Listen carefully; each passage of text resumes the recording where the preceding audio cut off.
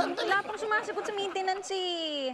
Alam mo, Kuya Anton, sa pelikula, may ginagawa sila dyan sa vending machine kapag kinakain pera nila eh. Ano? Ganito. Excuse me.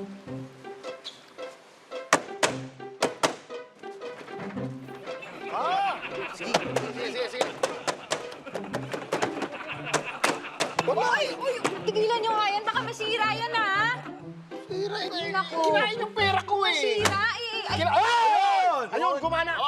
Ano? Galing mo. Ang galing mo. Sabi sa inyo, magana yun.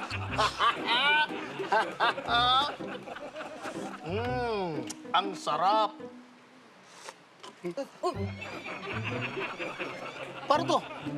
Naka-order tayo ng kape worth 100 pesos. Ano gagawin natin, Joey? Joey! Sandaan, kaya ba na? Kunin mo na. Ha?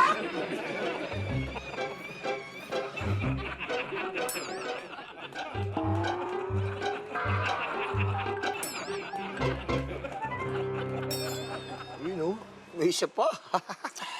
oh, ayan. Pindot kasi kayo ng pindot.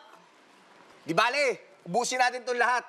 Di ba sabi nga sa atin ni TG na maraming magandang health benefits ang coffee? Tama. Tingin pa isa. Totoo. Pero marami din tong negative side effects pag nasobrahan ka. Maaari kayong maging nervyoso, magulatin, at hyper. Sus! Hyper na yan. Di na maubra sa amin yan. Hyper mga kabakabado. Walang ganun sa amin. Ubusin natin to, Ton. Cheers! O, sige, sabi nyo yan, ha? O, ubusin nyo lang lahat. Oh! Woo! Di ba? Kaya naman namin! Oh, di ba?